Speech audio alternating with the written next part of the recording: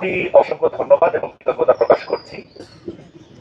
শুরুতে যে বিষয়টা দিয়ে শুরু করতে চাই সেটা হচ্ছে যে জুলাই গণ অভ্যুত্থান চলাকালে আওয়ামী ফ্যাসিস্ট বাহিনী আমাদের উপরে যে গণহত্যা পরিচালনা করেছিল, সেই গণহত্যায় মূলত তিন ধরনের ফ্যাসিবাদী ব্যবস্থা বা ফ্যাসিবাদী কাঠামো সেখানে কিন্তু কাজ করেছিল।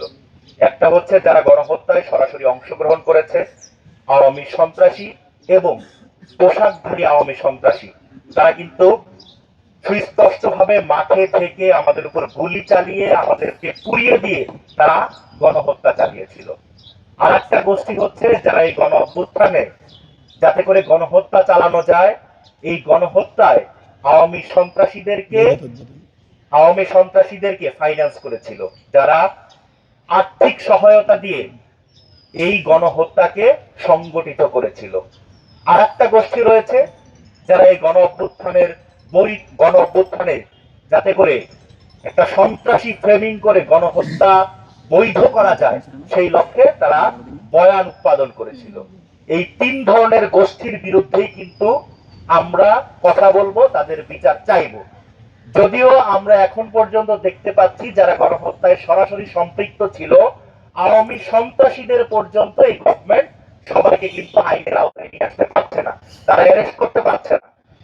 গোয়েন্দা সংস্থার কাছে আমাদের মাহাদি সুরভিদের তথ্য থাকে, কিন্তু এই সকল সন্ত্রাসীরা আমাদের উপর গুলি চালিয়েছে তাদের কোনো তথ্য এই গোয়েন্দা সংস্থার কাছে থাকে না। আমরা সুস্পষ্ট ভাষায় বলে দিতে চাই, আপনাদের এই গোয়েন্দা সংস্থা শুধুমাত্র কি আমাদের তথ্য নেওয়ার জন্য, আমাদের উপর জুলুম নির্যাতন করার জন্য তৈরি করা হয়েছে, নাকি দেশের জন্য তৈরি করা হয়েছে? এই গোয়েন্দা সংস্থার যদি এখনো পর্যন্ত পরিবর্তন না হয়, তাহলে আমরা কিন্তু এর বিরুদ্ধে আওয়াজ তুলব। আমরা এখন পর্যন্ত দেখতে পাচ্ছি আওয়ামী সন্ত্রাসীরা তারা দিনে দুপুরে ঘুরে বেড়াচ্ছে, তারা জামিন পেয়ে যাচ্ছে। তারা কিভাবে পাচ্ছে? কারণ এই প্রশাসনের মধ্যে এখনো এই আওয়ামী ফ্যাসিবাদের দোসরেরা তারা বহাল তবিয়তে রয়েছে।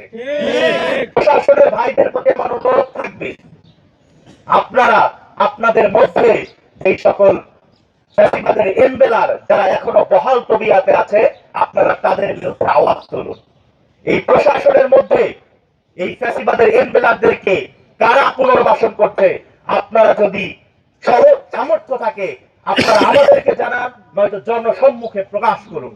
কোন উপদেষ্টা এই আওয়ামী প্রশাসনের পুনর্বাসনের দায়িত্ব নিয়েছে, টাকা খেয়ে তাদেরকে আবার পুনর্বহাল করছে, আমরা এর শেষ দেখে ছাড়বো।